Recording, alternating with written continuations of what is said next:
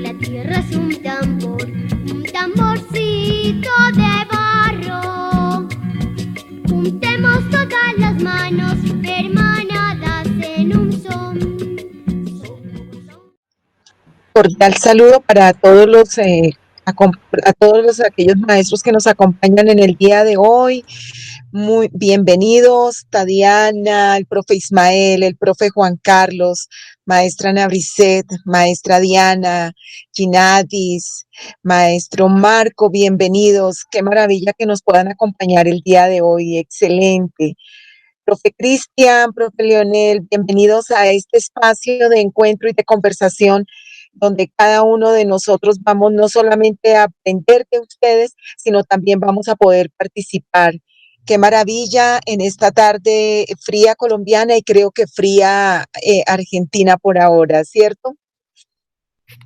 Sí, María Elena, ya que estamos a punto de comenzar. Una vez más, darles la bienvenida a todos los asistentes, a quienes nos están acompañando en el día de hoy. Gracias por compartir estos espacios tan importantes en los cuales estamos resignificando la labor de cada uno de los y las maestras. Especialmente entender que este es un espacio donde somos y recuperamos la voz de los pedagogos de a pie, desde las experiencias que cada uno de ustedes ha venido construyendo y por eso son tan importantes y tan valiosas para toda Latinoamérica. Entonces, María Elena, tú dirás cuándo iniciamos. Bueno, yo les presento hoy, no sé si me están viendo, nuestra mochila que nos identifica para poder llenarla de todas estas experiencias que cada uno de los maestros que nos acompañan la hemos ido llenando, pero también la hemos ido tejiendo. Los saberes de los maestros de a pie, como dice Tadi, somos los maestros desde la escuela, desde los sujetos, desde las calles, desde el contexto, para seguir transformando estos ejercicios que permanentemente nos hacen mejores y mejores seres humanos. Tadi, manos a la obra, comenzamos. Gracias, María Elena. Bueno, yo también aquí recibo la mochila y con ese entusiasmo que nos une cuando estamos justamente tejiendo nuestros hilos, pues vamos a retomar uno de los hilos que hoy nos acompaña desde Argentina.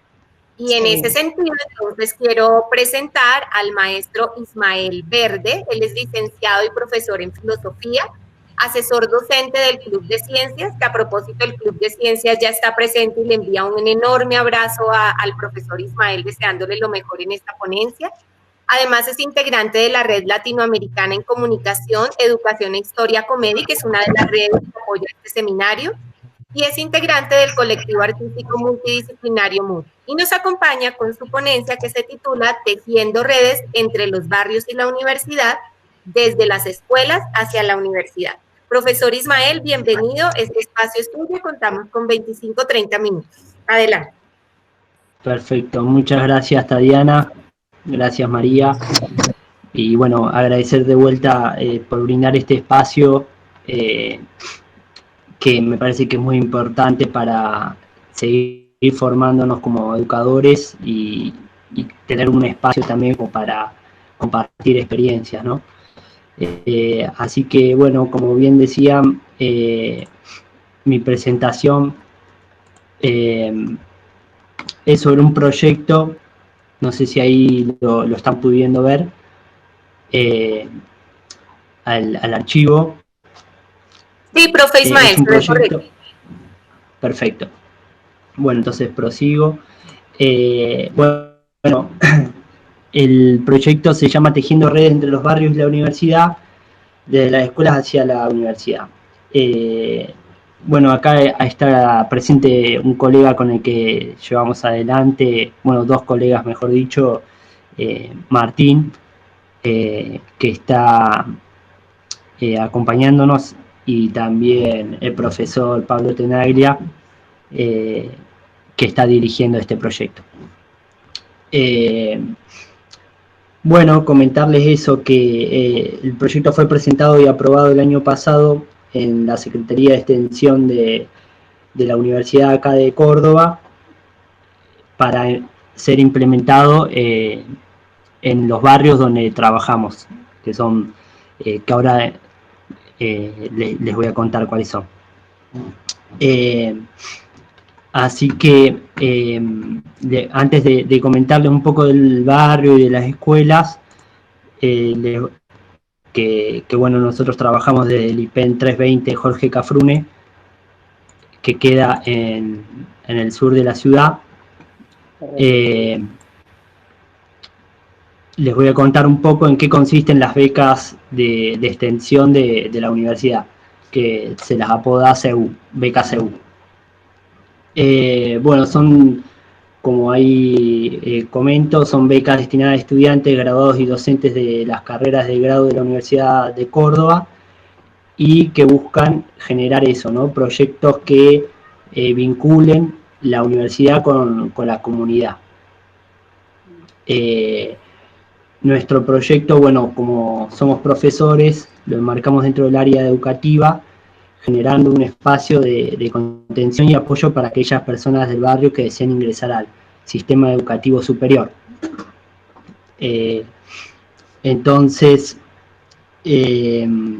bueno, yo como les estaba comentando anteriormente, el año pasado ingresé a trabajar en la escuela IPEN 320 Jorge Cafrune, y bueno, encontré por suerte un grupo muy activo de colegas, docentes, que me ayuda, que digamos, estamos construyendo este proyecto y llevándolo adelante.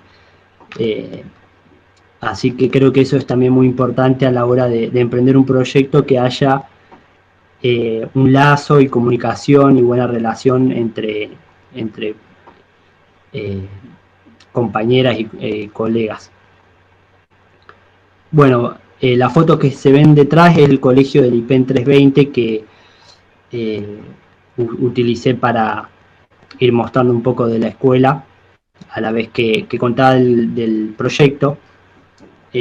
Bueno, aquí les quería contar un poco del contexto. Son 3 escuelas en las que marcamos el proyecto, que están ubicadas al sudeste de la ciudad de Córdoba, en los límites con la zona rural. Digamos, se podría decir que está en la zona periférica. Allí hay 3 escuelas. Está el IPEN 320, que como les dije era la escuela secundaria pública en el barrio Parque Ituzaingó. Después está la escuela técnica pública, el IPET 416, que queda en Ciudad de Mis Sueños, que es un barrio cercano al Parque Ituzaingó, están muy cerca una escuela de la otra. Y finalmente el anexo La Carbonada, que queda en el barrio 25 de Mayo, que es una zona rural que se llega a través de un camino de tierra. Las 3 escuelas son escuelas públicas y estatales. Bueno, que con respecto al contexto, entonces son esas 3 escuelas donde ubicamos el proyecto para poder articularlo. Ahora les voy a mostrar unos... antes de pasar, cada una de estas instituciones tiene una orientación distinta, ¿no? El IPEN 136, anexo La Carbonada, es una escuela rural. El IPEN donde trabajo como profesor titular de la materia de filosofía tiene orientación en ciencias sociales, y el IPET 416 es una escuela técnica. Entonces, digamos, abordaríamos distintas especialidades dentro de las 3 escuelas elegidas. Y lo que marcábamos como uno de los problemas es que muchos estudiantes no logran acceder a los estudios universitarios en estas escuelas, ¿no? Y en el barrio en general. Bueno, aquí hay un pequeño gráfico que elaboramos en relación a los datos que pudimos ir obteniendo este año. El proyecto se aprobó el año pasado, pero se empezó a desarrollar este año, en marzo y en febrero. Pero, digamos, de manera presencial, ¿no? Pero bueno, frente al actual contexto de la pandemia, tuvimos que trasladarnos a la virtualidad. Así que en ese sentido, el acompañamiento se modificó y varió, digamos, a lo que teníamos pensado y diagramado en el proyecto, pero estamos pudiendo llevar adelante, digamos, un seguimiento y un acompañamiento en estos momentos que bueno, como muchos saben, no debe ser nada fácil porque se empezó a virtualizar todo. Así que bueno, el primer gráfico muestra a los egresados de las 3 escuelas. Sobre un total de 32 egresados, que 20 son del IPEN 320, 6 del IPET 416 y 6 de la Carbonada. Sobre ese total, los que continuaron sus estudios fueron 10, que se muestra acá en el segundo gráfico. Es decir, que 26 estudiantes no continuaron sus estudios. Frente, más o menos, nosotros ya teníamos ese foco o esa mirada sobre el territorio, sabiendo que muchos estudiantes no continúan luego sus estudios superiores, terciarios y universitarios, y también que después les cuesta mucho ingresar al mundo laboral, a la vida laboral.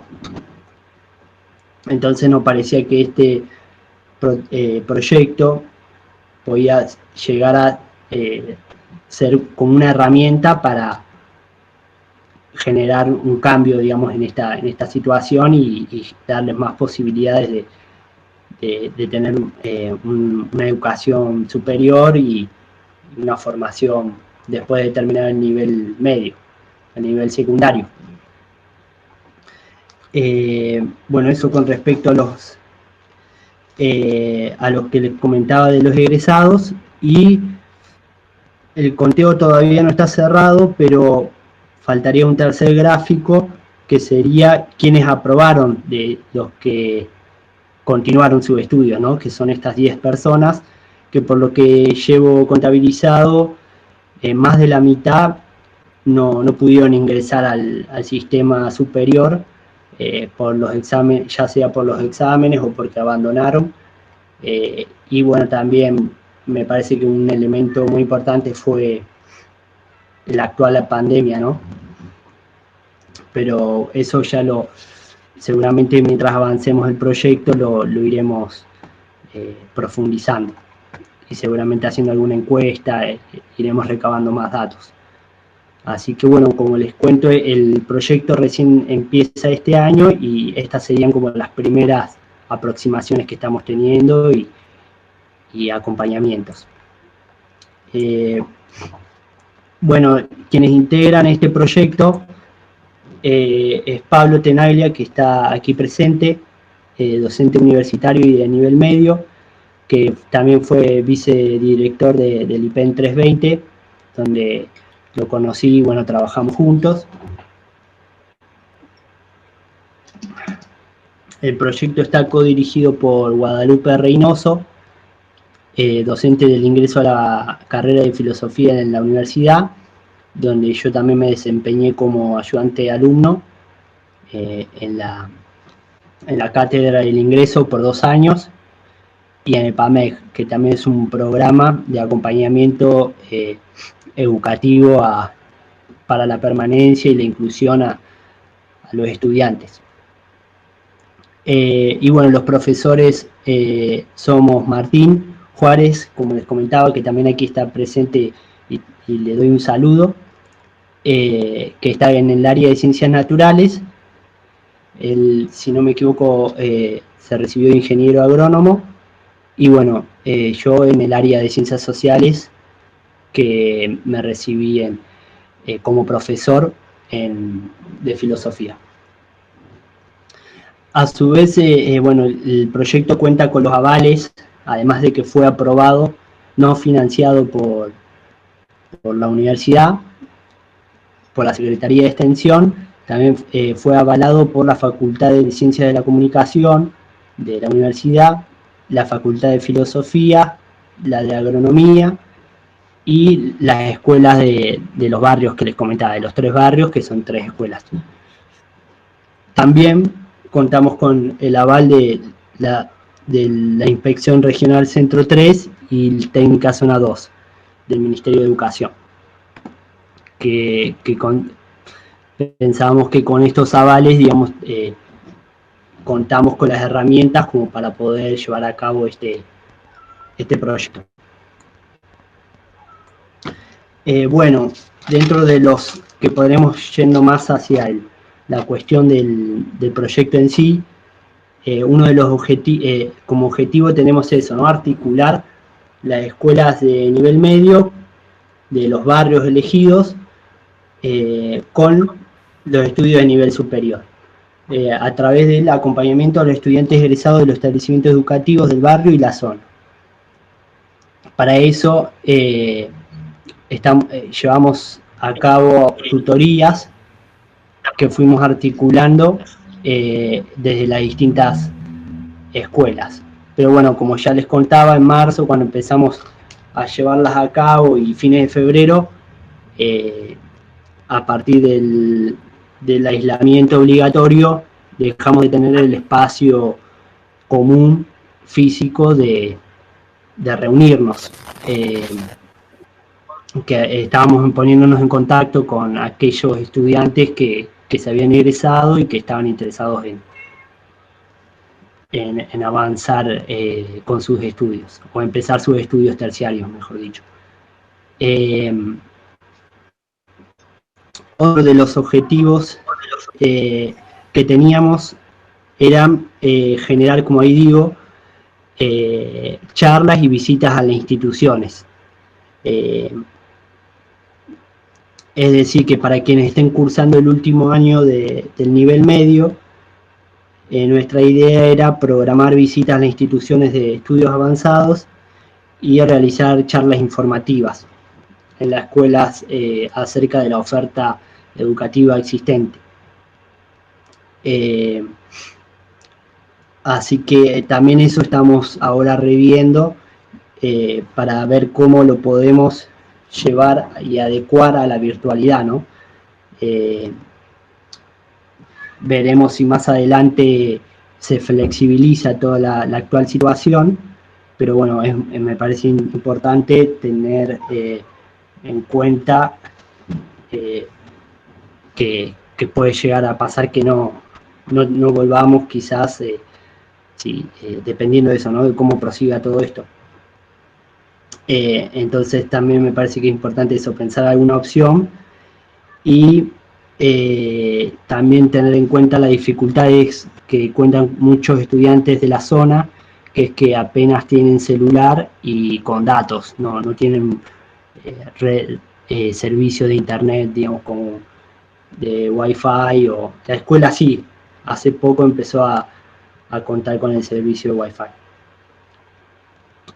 Bueno, después avanzando un poco, como antecedentes, por un lado, existe un programa en la universidad que se llama Nexo, que funciona como una herramienta que articula las acciones en conjunto con las instituciones de nivel secundario. Ahí remarco que la diferencia sería que con ese programa, que es desde las universidades hacia las escuelas secundarias, y es un programa todavía experimental, nosotros lo que estaríamos haciendo es desde las escuelas secundarias de la zona, de estos sectores en particular, apuntando hacia la universidad, generar este cruce, ¿no? Intentando potenciar eso, la inclusión al nivel superior. Bueno, ahí vuelvo a repetir un poco.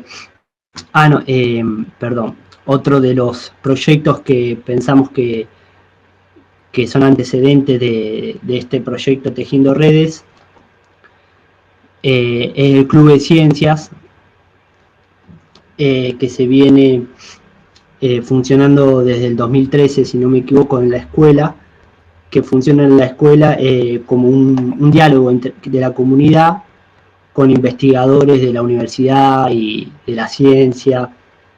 Desde el Club de Ciencias se organiza la Semana de la Ciencia, que es un evento en el que participan muchas escuelas, docentes, estudiantes y también referentes de la ciencia, brindando charlas y muestras de distintos trabajos.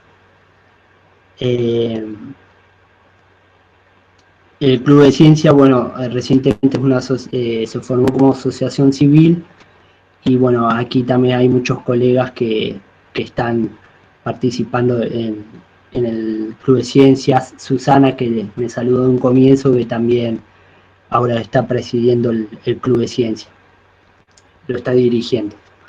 Y antes lo dirigía Pablo Tenagli. Bueno, consideramos que el Club de Ciencias también funcionó ahí como una especie de nexo entre los estudios avanzados y el nivel medio.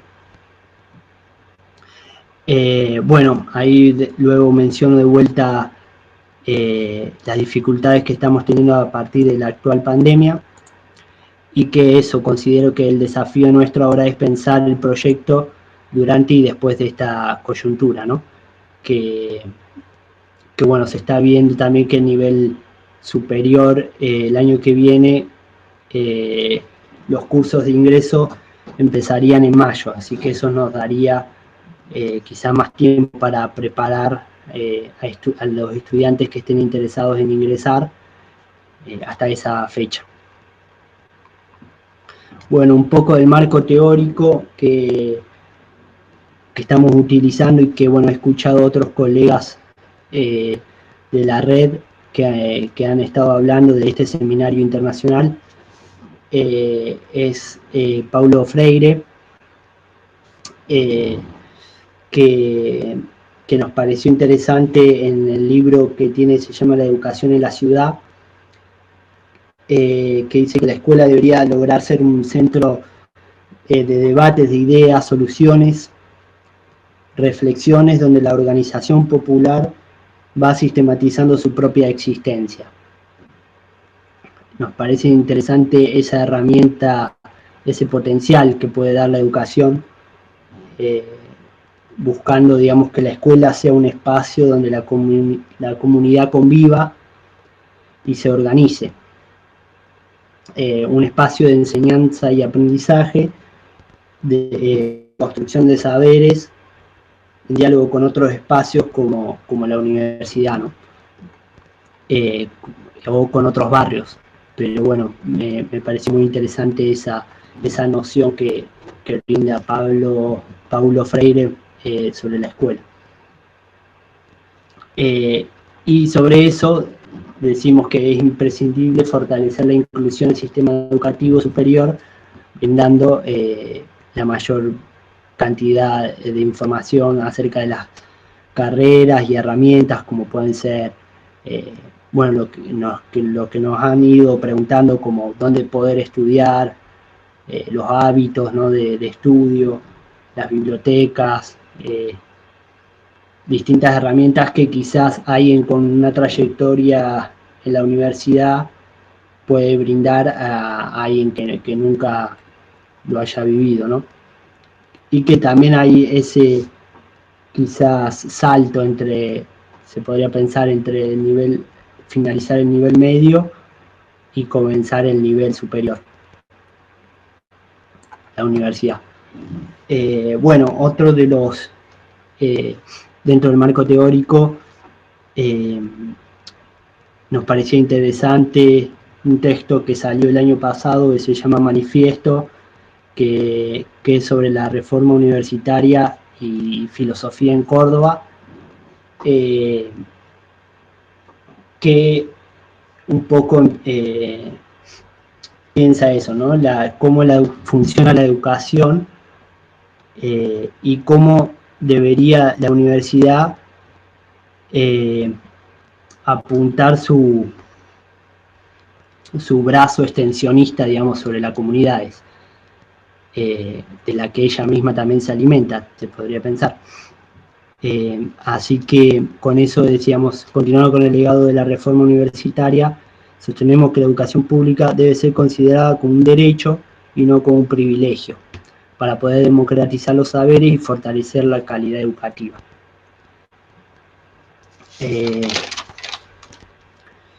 Y bueno, sobre este carácter extensionista,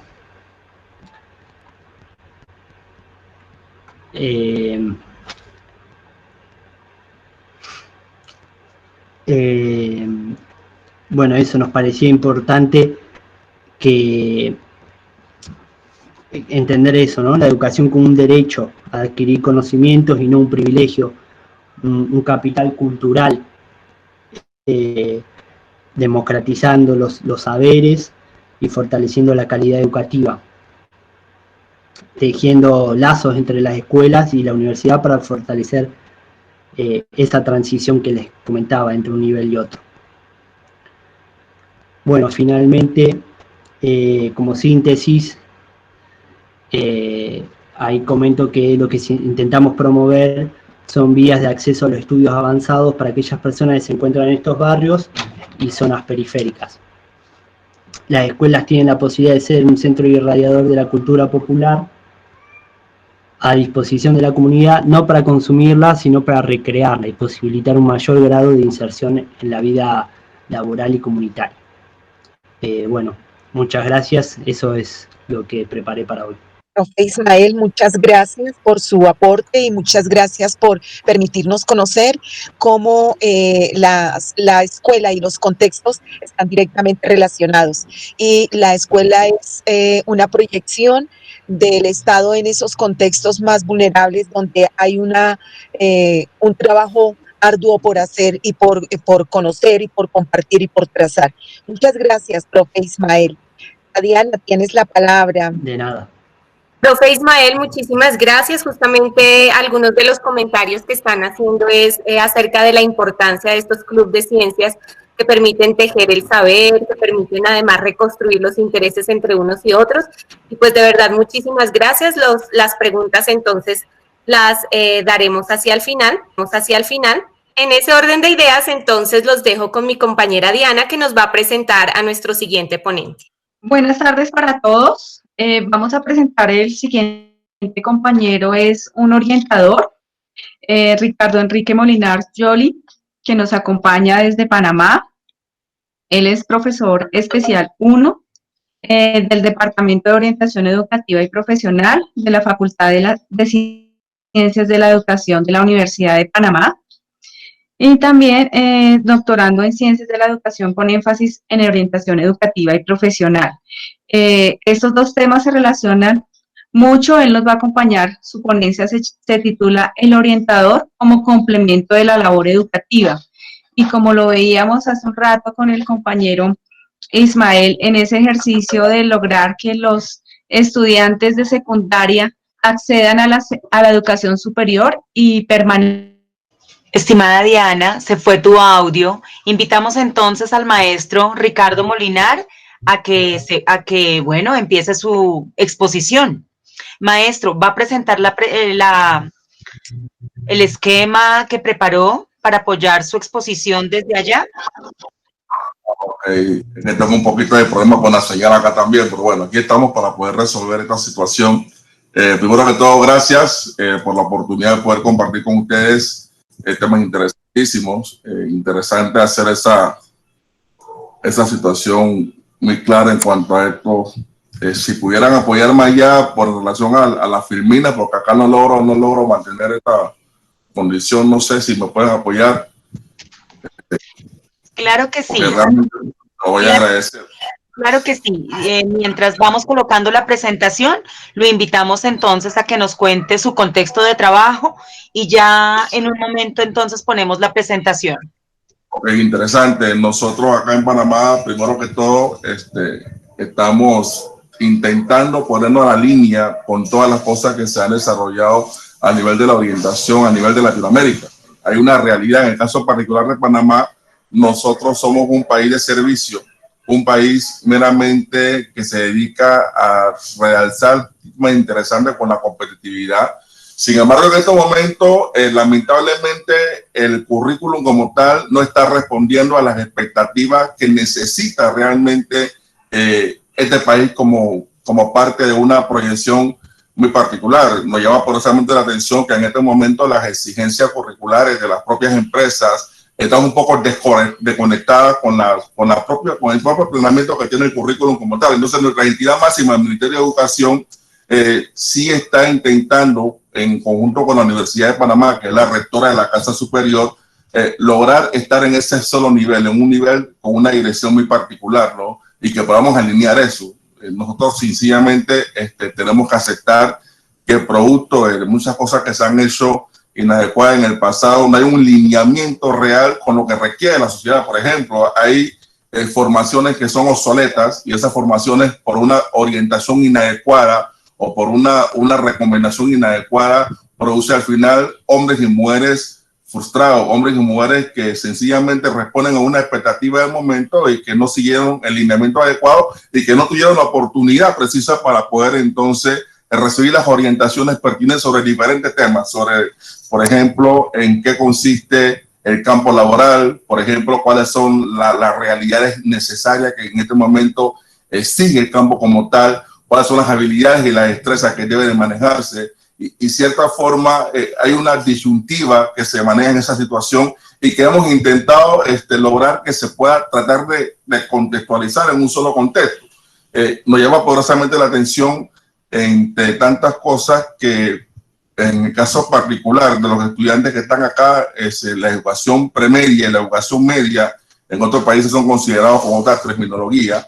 Los estudiantes a la hora de poder decidir sobre su bachillerato tienen la oportunidad de recibir las orientaciones pertinentes sobre las diferentes carreras, las diferentes oportunidades que en un momento dado puedan permitir tener acceso a ser competitivo. Sin embargo, en el interfaz que se desarrolla en el caso particular acá sería undécimo y duodécimo grado, ya dejan de recibir esas orientaciones pertinentes, esas orientaciones que realmente puedan aproximarlo a tomar una decisión aceptada a nivel de la propia educación superior, la educación universitaria. Entonces, en esa situación se está tratando de ver cómo se maneja de que la orientación como tal o el especialista en orientación pueda acompañar al estudiante adecuadamente hasta el final. Es ahí donde nosotros intentamos mantener la importancia de la orientación como tal, de forma tal de que el estudiante pueda, primero que todo, desarrollar las habilidades. Fíjense, las normas establecidas acá en Panamá hablan de que nosotros, como parte del sistema educativo,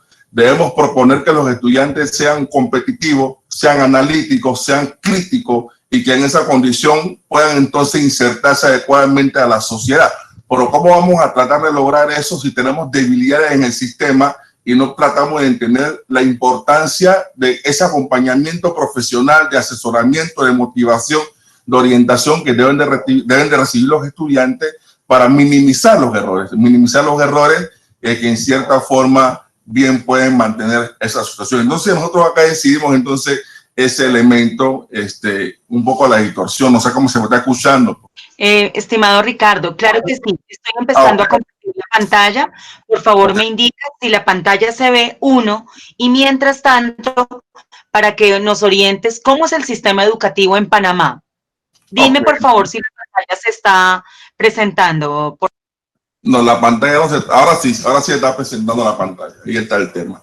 El sistema educativo acá en Panamá, yo tengo que decirlo con responsabilidad, en comparación con países cercanos a nosotros, caso particular de Colombia, caso particular de Costa Rica, y tengo que reclamar un elemento. Nosotros tenemos una condición económica quizá un poco más favorable al resto de los países centroamericanos. Yo pudiera decir que en el caso particular de Panamá, nosotros tenemos la mayor movilidad económica.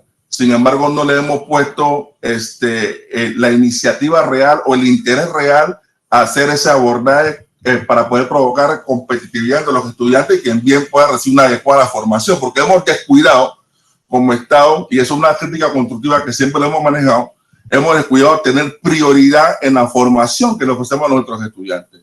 Al final de la jornada nos la hemos pasado respondiendo más a las expectativas de los diferentes gobiernos. No sé cómo es el comportamiento en el resto de Latinoamérica, pero aquí si hay un gobierno tiene un proyecto importantísimo que debe de formalizar ese aprendizaje, lo descartamos y lo descartamos sencillamente porque, bueno, el que ganó en el próximo quinquenio no responde a las expectativas. Entonces jugamos más al protagonismo. Entonces, al lugar del protagonismo, profundiza la grieta o ancha la grieta que tiene el sistema educativo como tal. Entonces, aquí tenemos que tener prioridad y nosotros vamos a mantener siempre como una crítica constructiva del país. Panamá necesita estar en una línea totalmente productiva de la educación como tal. Aquí hay situaciones que se desarrollan porque respondemos precisamente a un planteamiento inadecuado, respondemos a las aspiraciones del gobierno de turno o las aspiraciones del ministro de turno. Hemos cometido tantos errores, y a mí no me da pena decirlo, en Latinoamérica, que en el caso particular de educación hemos puesto inclusive otros profesionales que no son educadores al frente del ministro. Entonces, imagínense ese tipo de situaciones que en cierta manera no han permitido tener claridad. Si quiere pasar la Filmina, por favor. Por ejemplo, en el caso particular de nosotros, acá, en el caso de los orientadores, ¿qué decimos? La orientación es una profesión muy interesante, muy significativa, que bien puede permitir tener diferentes roles. Y esos roles precisamente nos invita a lograr de que el desarrollo de los estudiantes se vaya acrecentando interesante. Por ejemplo, impulsamos sus capacidades, que bien pueden manejar esa condición. Construimos conocimiento con los estudiantes porque los llevamos a lograr ese razonamiento que se necesita, esa aproximación de poder tener un análisis claro de las cosas que se pueden dar. Detectamos inmediatamente en unas actividades que hacemos, ya sea personales o extracurriculares, ese estudiante que se convierte en un líder, que puede convertirse en un mediador, ese estudiante que tiene la necesidad de poder enseñar un propio proceso y puede saber planificar, puede saber diseñar y que sobre todo él mismo es producto de su transformación. Entonces, esos elementos para nosotros en la profesión es importante que no solamente se muestre en una formación, aquí solamente se muestra en una formación que es séptimo, octavo y noveno grado, pero resulta, perdón, que a diferencia de Costa Rica, los profesionales de orientación está desde la escuela primaria, desde el primer grado. A diferencia de Colombia, hay un acompañamiento. Entonces, hay un interfaz que se desarrolla y luego el noveno grado, no sé cómo sería la nomenclatura allá en otro país, si quiere puede pasar a Filmina, perdón, resulta entonces que el profesional de orientación queda corto en esa proyección porque el estudiante queda sencillamente desprotegido porque en el décimo, undécimo y duodécimo grado no se le dan las herramientas que se le dan a nivel de la educación primaria. Entonces, todas esas adecuaciones tenemos que mantener. Entonces, a nivel grupal en la orientación que hacemos los colectivos, nosotros sencillamente tenemos la oportunidad de desarrollar varios temas importantes. Dentro de ellos desarrollamos las actividades preventivas de los estudiantes con orientaciones claras que pueden en un momento dado identificar cosas importantes. Nosotros logramos entonces que los estudiantes puedan interactuar entre ellos y puedan empezar un proceso de conocimiento de sí mismos, empezar esa iniciación. Entiendan algo que a este nivel, los estudiantes que pasan de la niñez a la adolescencia entran en el proceso de la pubertad. Y entonces ese es el proceso más vulnerable que existe en el crecimiento de los estudiantes. Entonces es allí donde necesita un acompañamiento constante y permanente de los profesionales que bien pueden permitir tener claras las herramientas para poder establecer un nivel totalmente interesante para ellos. Entonces, al final, nosotros insistimos que tiene que hacerse adecuadamente. Puedes correrla si quieres, por favor.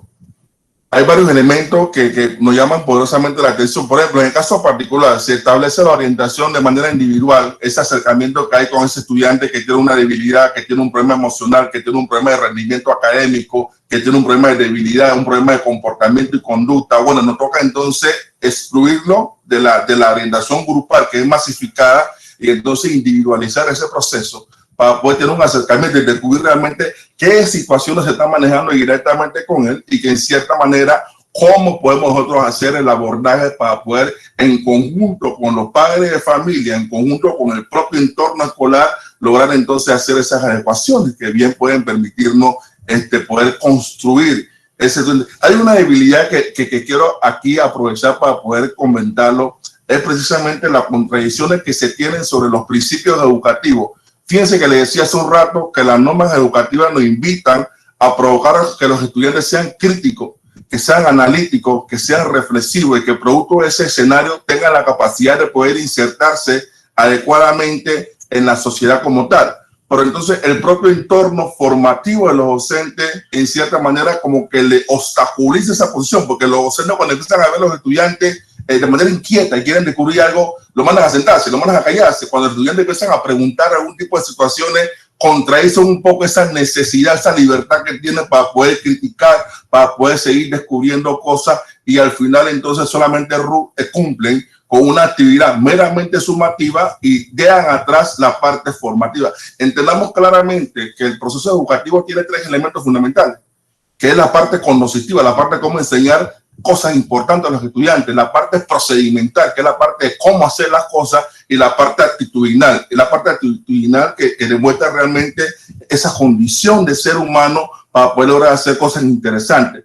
Pero si nosotros les permitimos a los estudiantes que exploren su conducta y que tengan una condición adecuada, no vamos a poder avanzar. Entonces, todos estos elementos, estoy seguro que estos 15, 25 minutos van a quedar bastante cortos para poder darle profundidad a este tema, que es un tema totalmente interesante y que necesita realmente que le demos a las adecuaciones. ¿Puedes hacer el aporte de la siguiente Filmina, por favor? Ok, otros elementos fundamentales. Hay una situación. No sé cuál es la realidad en el caso particular de los otros países, pero en el caso particular de Panamá, acá se permite de que las personas que vayan a estudiar, por ejemplo, humanidades, vayan a estudiar matemática, vayan a estudiar ciencia o cualquier tipo de formación complementaria, tienen una debilidad en la parte de acompañamiento pedagógico. Entonces, esos estudiantes que tienen esa relación con esos docentes, en cierta forma, demuestran un nivel de distanciamiento, porque sencillamente el docente de esas especialidades le enseñaron a ser matemáticos, no le enseñaron a ser docente de niños, ni docente de adultos, ni el proceso pedagógico, ni el proceso andragógico. Entonces, nosotros también, dentro de la labor que desarrollamos, ofrecemos actividades formativas a los propios docentes para que puedan entender la diferenciación que existe en todos los niveles, tanto en el concepto pedagógico como en el concepto andragógico, para que puedan en un momento dado recibir esa formación que fue una deficiencia sencillamente del sistema educativo, porque hay una desconexión. Le enseñaron simplemente a enseñar matemáticas, porque no le enseñaron realmente a mostrar cuál es el procedimiento que debe hacerse matemática y a entender un poco el comportamiento que debe tener el docente como tal, como figura fundamental para poder resolver. Y el niño, en esa desconexión, entonces entra en un choque y nos toca entonces intervenir con ese docente que en cierta forma tiene la necesidad y la responsabilidad de poder hacer las adecuaciones. Entendamos que el sistema educativo es flexible. Y como el sistema educativo es flexible, lógico, tiende a ser dinámico y tiende a ser necesariamente, nos toca hacer las adecuaciones pertinentes para poder entrar en ese proceso. Entonces, nosotros en el asesoramiento docente le ofrecemos las herramientas a los propios colegas que tienen esa deficiencia de cómo entender un poco qué significa eso de pedagogía, de flexibilidad, o qué significa, por ejemplo, a nivel de la condición de adulto. En el caso particular, que deben existir varios elementos importantes. Dentro del elemento importante es resaltar por qué entonces yo tengo que ser de manejar una relación horizontal con los estudiantes, en el caso de los adultos, porque tengo que ser flexible, entiendo un poco la condición, o porque tengo en un momento dado que ser participativo, permitir que haya una exploración y que en cierta manera puedan corregir alguna deficiencia que se han mostrado producto del sistema. ¿La puede correr, por favor? Ok, otro elemento fundamental que también queremos acá rescatar es sencillamente el acompañamiento que hacemos a los padres de familia. Los padres de familia, en el caso particular de Panamá, tienen una situación. Acá hay un proyecto que se llama Beca Universal y ahora se ha cambiado.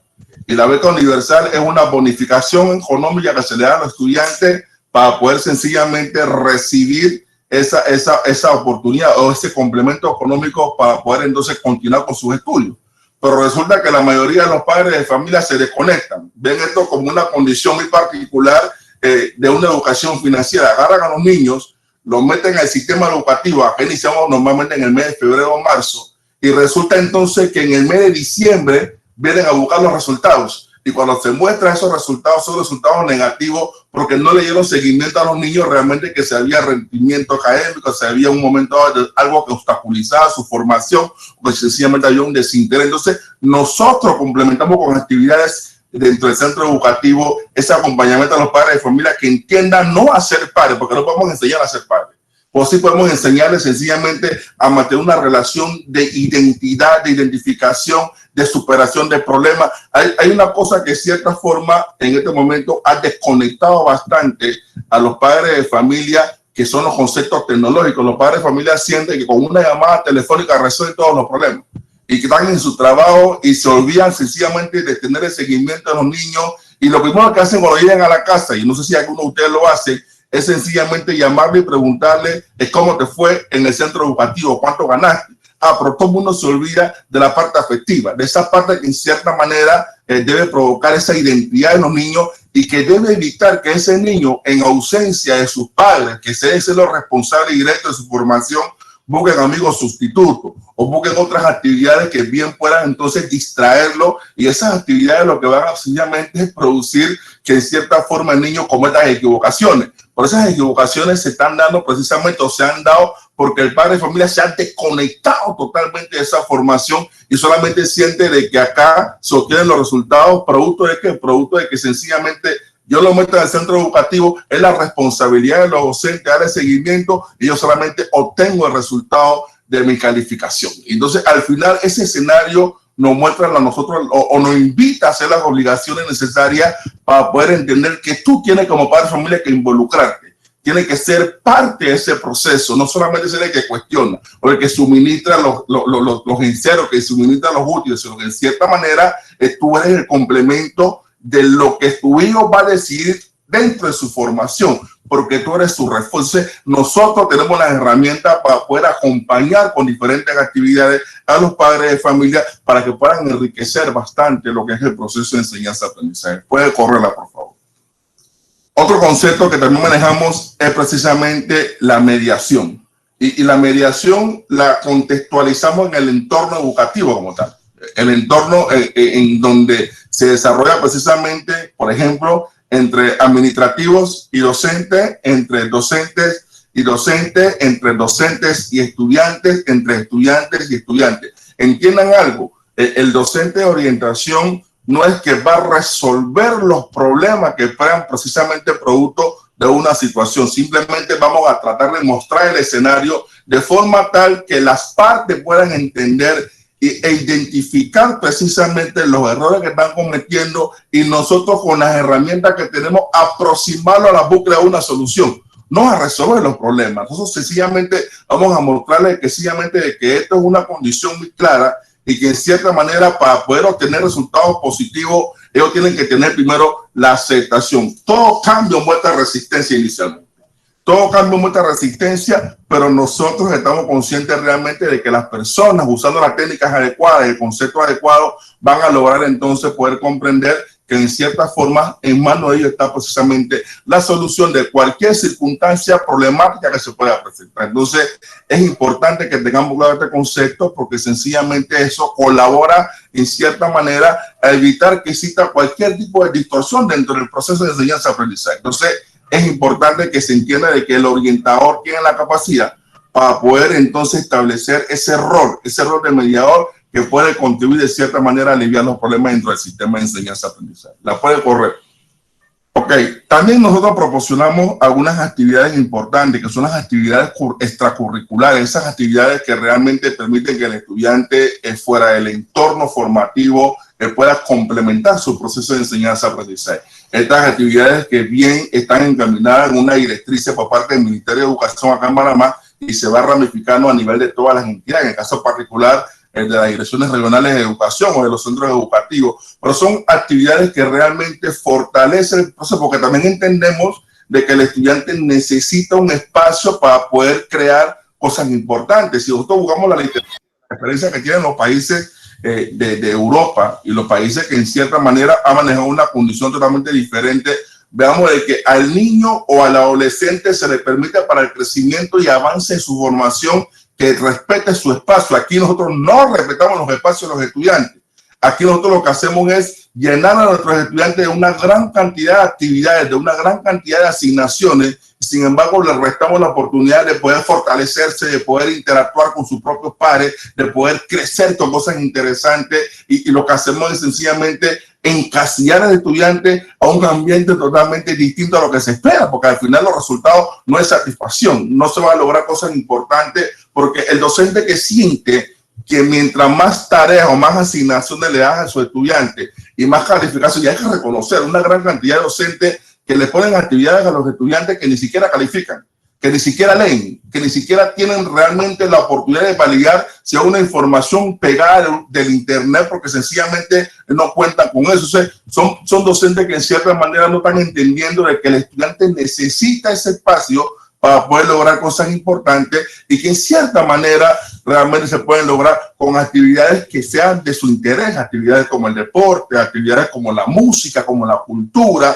esas actividades creativas que en cierta manera lo que van a hacer es fortalecer el proceso de enseñanza-aprendizaje. ¿Lo puede pasar, por favor? Ok, dentro de los ambientes que desarrollamos, bueno, aquí en Panamá también manejamos un aspecto importante que también está limitado con lo que tiene que ver con el bienestar estudiantil. Aquí nosotros identificamos a los estudiantes que tienen debilidades, por ejemplo, que debería ser algo masificado. Pero hay estudiantes que tienen debilidades económicas, que en cierta manera los padres no cuentan con las herramientas necesarias y que tienen que tener ese acompañamiento de parte de la institución que realmente plantea esa condición. Fíjense, la Carta Magna de Panamá, en el caso particular es la Constitución de la República, plantea en su artículo 95 de que el Estado tiene que proveer a todos los estudiantes de las condiciones necesarias para seguir su formación. Sin embargo, aquí hay una realidad. El estudiante en muchas de las ocasiones no cuentan con la literatura necesaria, no cuentan con los requerimientos necesarios, no cuentan con las infraestructuras y se crea entonces dentro de todo este proceso una comisión estudiantil para ver cómo se puede aliviar, pero un alivio o una condición de subsanar que queda corto porque realmente la distribución del dinero que se puede utilizar para esto no se utiliza adecuadamente, porque al final de la jornada hay otra prioridad. Por ejemplo, tengo que decirlo en una condición crítica. Aquí tenemos carreras que se han creado, por ejemplo, con un proceso de un gobierno que pasó hace 2 quinquenios, se hizo un proceso de transformación curricular, de transformación de todo el efecto curricular, y se crearon, por ejemplo, carreras como técnico en informática.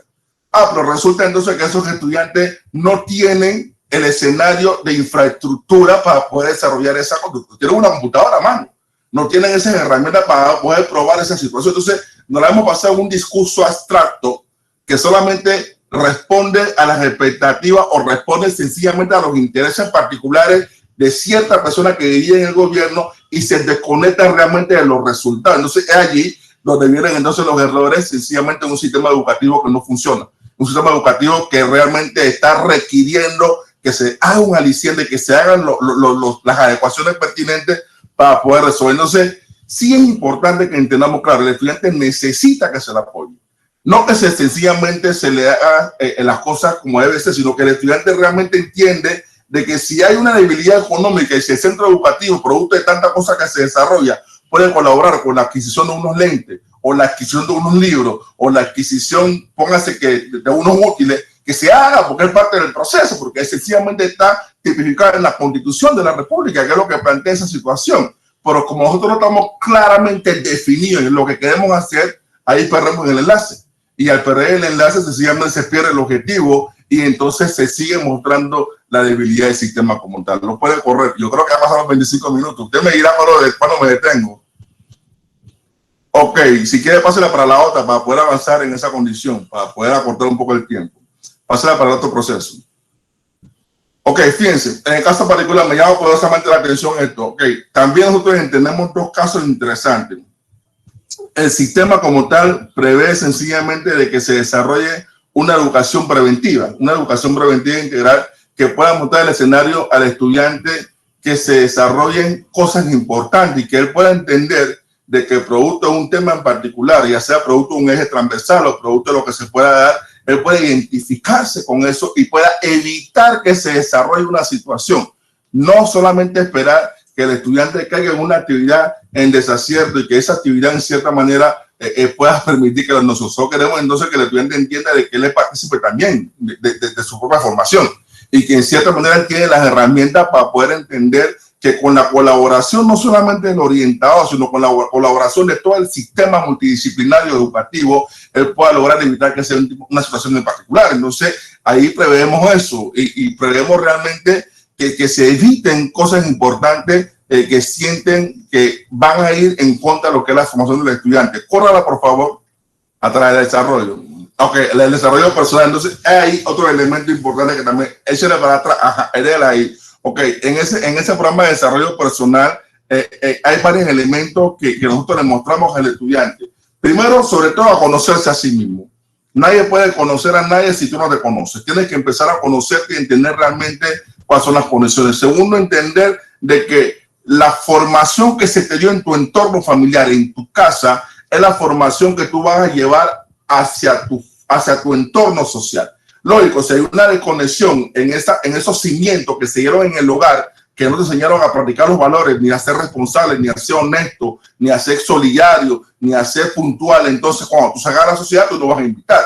Tú sencillamente vas a hacer lo que te provoca. Entonces, es allí donde nosotros hacemos bastante hincapié en que el estudiante tiene que entender realmente a entender de que él es producto de las acciones que fueron precisamente producidas en la primera formación que él recibe, que es la formación sencillamente de su entorno familiar. Y cuando él tiene resultados positivos ese entorno familiar, él pasa nuevamente entonces al entorno social y logra tener productividad y un comportamiento adecuado, un comportamiento interesante que va a permitir sobre todo sobrepasar tantas cosas totalmente en cuanto a los obstáculos que se puedan presentar. ¿Lo puede pasar, por favor?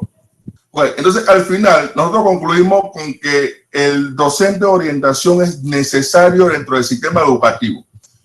No queremos imitar el comportamiento de otros sistemas formativos, en el caso particular de Centroamérica y Latinoamérica, sino que es necesario que ese acompañamiento se dé desde la condición preescolar.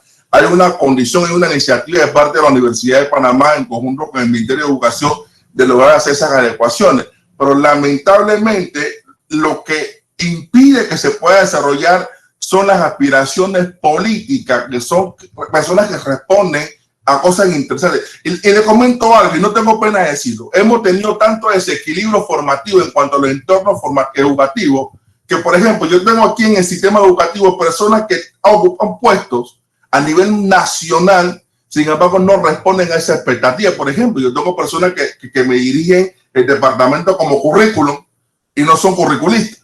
Yo tengo personas que me dirigen departamento como psicopedagogos y no son psicopedagogos. O sea, tengo personas que responden más a las expectativas de los partidos políticos y no responden a las expectativas profesionales. Lógico, como tú vas a tener un resultado interesante si al final entonces tú cometes todo eso, ¿cierto? Entonces, solamente muestro este escenario porque seguro que habrá muchos temas que discutir sobre esto, porque al final la jornada va a lograr cosas importantes. Con esto finalizo, le agradezco la oportunidad de poder compartir algunos temas importantes y entonces será para la próxima cuando tengamos oportunidad. Saludos. Ese es el video. Ok, las actividades curriculares.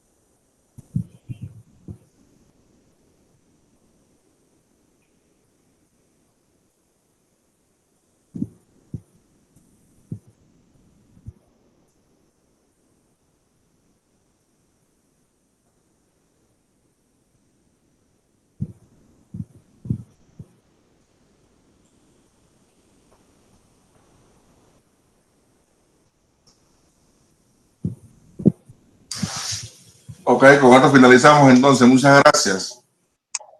Muchas gracias, profesor Ricardo. Le doy la palabra a la profe Diana. Buenas tardes, muchísimas gracias, maestro Ricardo. Tengo la fortuna de haber transitado en la escuela como orientadora escolar y puedo decirle que no tenemos unos sistemas muy diferentes acá en Colombia y en otras latitudes de Latinoamérica como Perú. Hay colegas que nos acompañan de Perú, de México, de República Dominicana, que son también orientadores y hacen parte de RELAPRO, que es la Red Latinoamericana de Profesionales de Orientación Escolar. Por ejemplo, algunas cosas que usted mencionaba, bueno, acá para nosotros se llama ministerio, se llama el MED, lo que para ustedes es MEDUCA, que usted nos compartía como procesos extracurriculares para nosotros en Bogotá, obedece al programa de 40 por 40, en otras regiones del país lo que se está implementando de jornada única, ¿sí? Lo que usted nos comparte en temas de la orientación vocacional y profesional, acá lo tenemos como articulación de la educación media con la educación superior. Entonces es bien interesante ver cómo algunas cosas coinciden y quizás coinciden porque han sido los organismos multilaterales los que nos han establecido y determinado la forma en que debemos educar. Acá hay unas preguntas interesantes. No sé si podemos primero las preguntas para el maestro Ismael y luego las del maestro Ricardo. Tadiana, tienes la palabra. Muchas gracias, Diana. Bueno, digamos que en ese orden de ideas sugeriríamos hacer una pregunta para el profesor Ismael y otra para el profesor Ricardo, y pues así vamos como tejiendo la palabra. Entonces, profe Ismael, algunos colegas, el profesor Luis Gómez nos pregunta cuál es la estrategia para conformar los clubes de ciencias, y en ese mismo sentido hay otro profesor que es Freddy González y él tiene la inquietud acerca de si también existen clubes de artes en este mismo sentido. Es decir, ¿hay clubes de artes que desarrollan un trabajo similar al que hacen ustedes? Bueno, muchas gracias por las preguntas.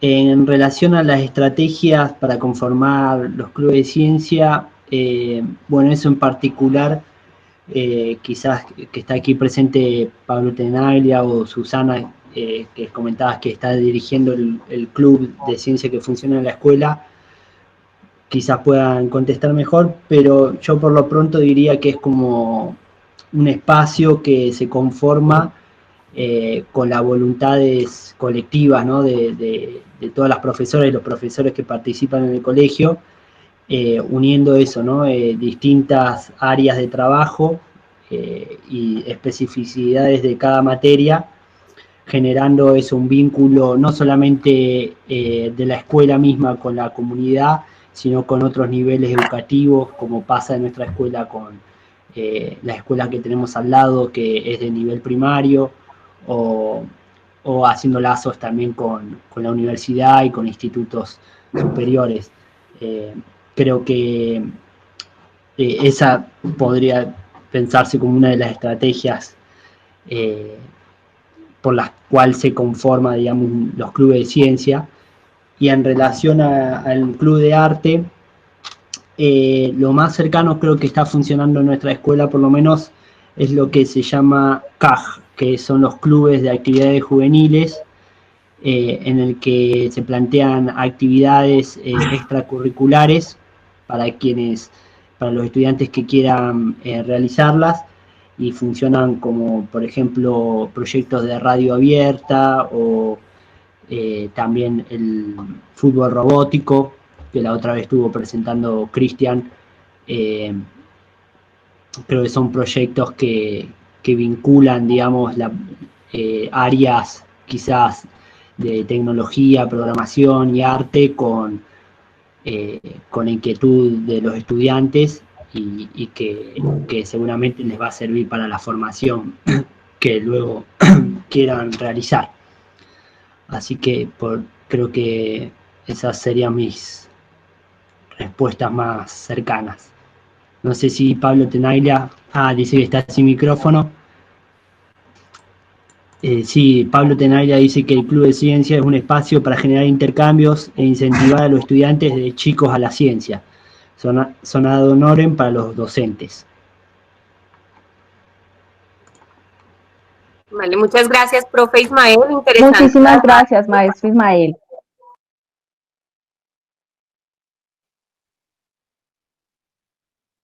Tenemos una pregunta para el maestro Ricardo. De paso, agradecer al maestro Luis Alberto Gómez, que siempre nos colabora, siempre hace unas aportaciones y unas preguntas bien interesantes. Él quisiera saber, en el caso de la experiencia particular del maestro Ricardo, cómo han sido esos procesos y esas acciones específicas de apoyo al docente. En el caso particular, el recorrido que hemos tenido ha sido bastante interesante. Primero que todo, que el docente ha entendido que debe aceptar las debilidades que muestran. Aquellos docentes que vienen de una formación sin herramientas. Si tú quieres ser productivo en el proceso de enseñanza-aprendizaje, lo primero que tienes que hacer es aceptar. Entonces, sí hemos tenido en cierta forma una gran cantidad de aceptación de permitir poder colaborar con las experiencias que tenemos nosotros. También nos hemos sorprendido también con alguna resistencia que se van a mostrar, porque aquí hay bastantes todólogos, personas que todo lo saben y que sienten en cierta forma que aquí nadie tiene que venir a cambiar de su conducta, ni a cambiar de sus condiciones, ni a cambiar de su forma de cómo dirigir las cosas, porque sencillamente sienten que tienen ese reconocimiento personal. Pero bueno, hemos encontrado una variación y pudiera decir que 80% a favor y 20% en contra a nivel de resistencia, y al final hemos logrado cumplir con todos los objetivos. Muchas gracias, profe Ricardo. Continuamos entonces tejiendo el saber nuevamente con el profe Ismael. Profe, nos pregunta el profesor William Rodríguez, ¿cuál es el concepto o la realidad clave para hablar de inclusión de los barrios a las realidades de las comunidades educativas, en este caso de secundaria y de universidad? Es decir, ¿cómo se hace esa vinculación desde los barrios para la realidad que están viviendo al interior de la universidad? Bueno, gracias. Sí, me parece una pregunta muy interesante y un desafío, ¿no? Que no solamente tiene que tomar la comunidad y la escuela, sino la misma universidad, que creo que la reforma del 18 intentó de hacer un poco eso, ¿no? De que no quede aislada y separada de la sociedad, la universidad y la formación de educadores o profesionales, investigadores, sino que esas personas que se formen tengan un vínculo con su lugar, con su espacio. En ese sentido me parece que no tiene que haber una relación tan asimétrica que, no sé, me da la sensación que a veces se marca, ¿no?, entre los estudios superiores y los estudiantes y de dónde provienen, sino que también pueda haber un diálogo con las comunidades. Y creo que los proyectos de extensión de la universidad intentan hacer un poco eso, ¿no? Como poder llevar la universidad a otros lados y que también la universidad pueda contestar y pueda adaptarse al espacio de la ciudad y de los alrededores. Y también esto, ¿no? Pensaba en relación a la democracia. Muchísimas gracias, maestro. De nada. Lo último que se me ocurría era un poco esto, ¿no? También de pensar la democratización de los saberes. Me parece que va un poco en relación a eso, ¿no? A poder distribuir y que no sea que no quede en poder de unos pocos, ¿no? El conocimiento, el capital cultural. Muchísimas gracias, maestro Ismael. Para terminar este tejido en red, este diálogo de saberes a través de la palabra y de las experiencias de que nos han acompañado en la tarde de hoy, dos preguntas para el compañero Ricardo, que están muy relacionadas. ¿Qué tipo de ciudadano forma la Escuela de Panamá y cuál es el vínculo que se tiene desde orientación con los egresados? Ok, los ciudadanos que se forman acá son ciudadanos que son bastante competitivos. Por ejemplo, en la provincia donde yo vivo, que es la provincia de Colón, quizás la conocen a nivel internacional por la zona libre de Colón, es la provincia que tiene el índice de profesionales más elevado a nivel del país y que precisamente ha evidenciado de que sí tenemos las herramientas para poder hacer que el estudiante sea totalmente competitivo. Aquí que nosotros como estamos ciudadanos que muestran el interés sobre todo de hacer cosas importantes. Aquí tenemos también el 58% del Canal de Panamá. Nuestra provincia es meramente de servicio y entonces vamos enfocados a que el estudiante pueda demostrar esa posición acá importante. En cuanto a los egresados, le decía que hay una debilidad porque nosotros tenemos solamente la orientación hasta el 9º grado, pero queda el 10º, 12º, el 10º, 11º y 12º grado sin la conexión directa del orientador. Luego, cuando ese estudiante sale a su vida profesional, queda en una desorientación porque sencillamente el propio sistema ha encasillado el proceso de orientación o lo ha limitado, y esas adecuaciones tienen que hacerse porque es necesario que el estudiante esté acompañado hasta el final y hasta el inicio de su vida universitaria para que no cometamos de tener hombres y mujeres estudiando una carrera sencillamente producto de varios escenarios porque hay presión familiar o porque quieren imitar a su mamá que fue maestra o a su abuelita que fue maestra o porque quieren estar en un taller que al final de la jornada se dan cuenta que no les interesa estar en el taller porque se lo va a heredar el papá o se lo va a heredar el tío o porque sencillamente responden a sentimientos, van a seguir sencillamente a sus compañeros porque están enamorados, porque sencillamente sienten realmente que hay que estar en ese engranaje. Entonces, ese acompañamiento es bastante determinante y ojalá podamos lograr nosotros que se hagan las adecuaciones acá para poder entonces permitir tener ese vínculo directo de esa formación que requieren en este momento nuestros estudiantes para poder sobresalir mucho más de lo que en este momento están haciendo. Muchas gracias, profe Ricardo. Profesor Ismael, nuevamente, seguimos tejiendo. Entonces, desde Tunja, Boyacá, Colombia, un lugar muy hermoso donde se ha tejido parte de nuestra historia, pero también es un lugar bastante frío y excesivamente caluroso por la calidad de su gente.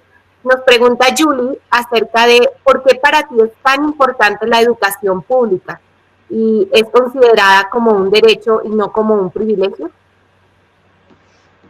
Bueno, gracias por la pregunta. Bueno, yo me formé en educación pública y bueno, mis padres también. Quizás traigo un poco esa herencia, ¿no? Se podría pensar, educativa, pero creo que la educación debe ser pública porque tiene que ser gratuita y igual para todas y todos, ¿no?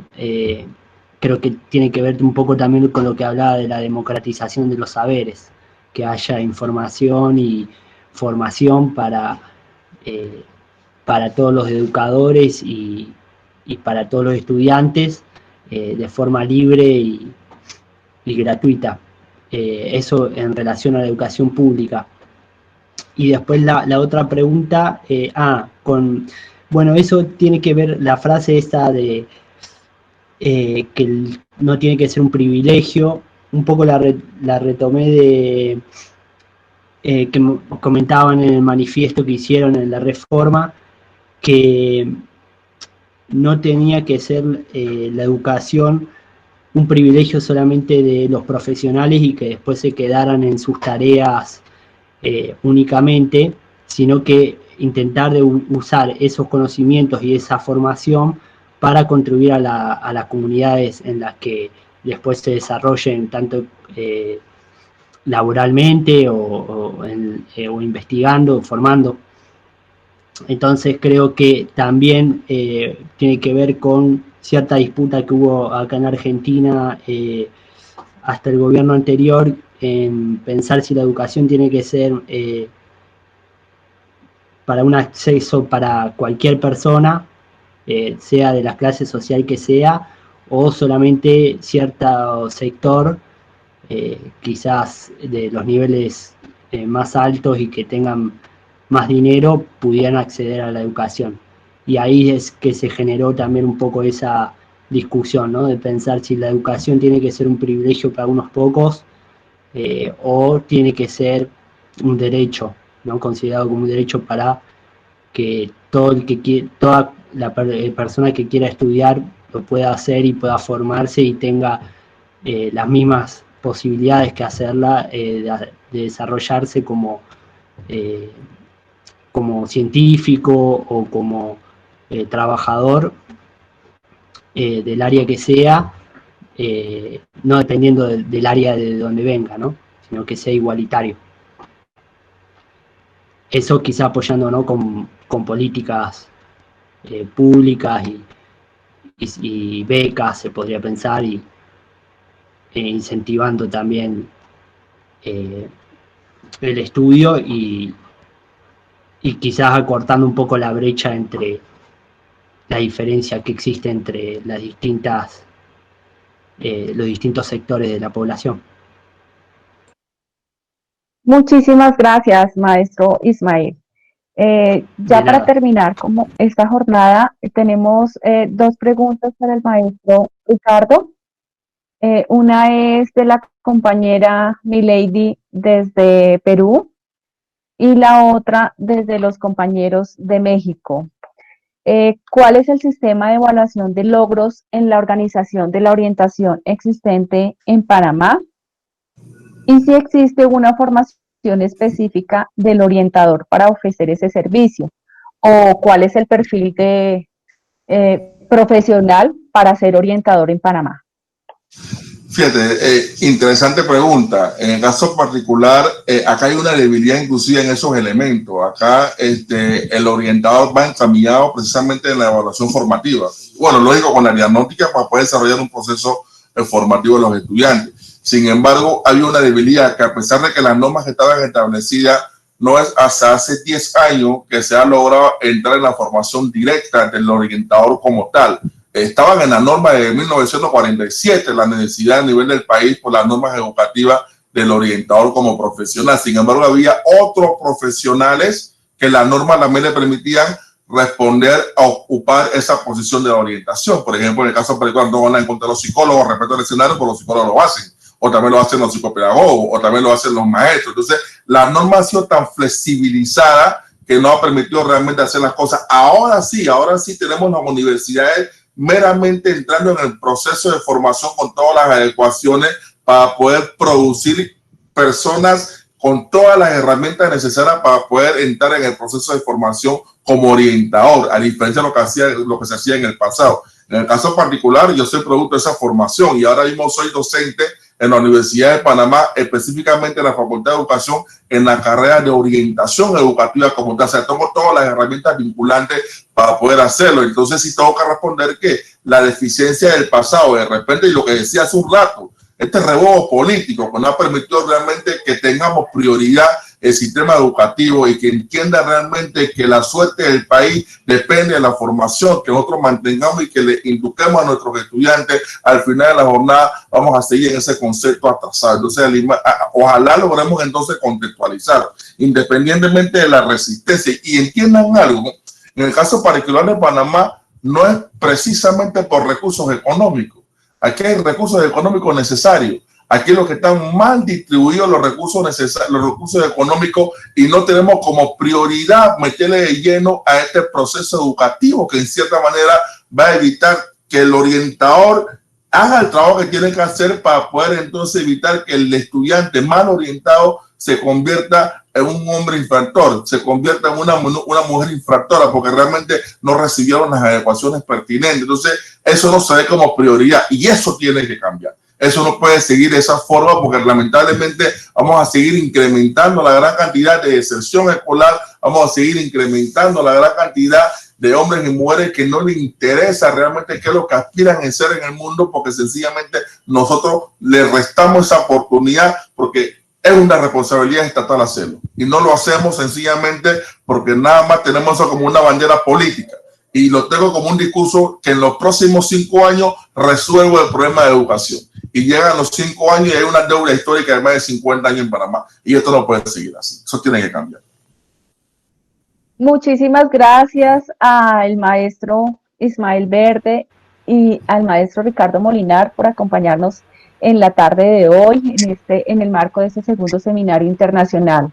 A todos y a todas agradecerles mucho su participación desde México hasta Argentina. Invitarlos, por favor, a que se suscriban al canal de la red de YouTube, donde se están subiendo estas conferencias, a que hagan parte de nuestras redes sociales en Instagram y en Facebook. Y ya los dejo con mi compañera Tadiana. Feliz tarde. Gracias, bueno, a los dos compañeros maestros, gracias por ayudarnos a tejer este saber y pues justamente inspirándonos en ellos, queremos invitarlos a que nos sigamos gozando un buen café, en este caso un mate desde Argentina, porque en ese sentido no solo tejemos saber, sino que también tejemos afecto, que también como lo ha hecho el profesor Ismael desde Panamá, sigamos pensando, aquí con una muñequita de Panamá, sigamos pensando justamente en todas nuestras comunidades y en todo lo que ellos nos traen. Pues quiero entregarles la mochila, esta vez con una mochila panameña, para que sigamos tejiendo el saber entre todos nosotros. A ustedes muchísimas gracias y nos vemos dentro de 8 días.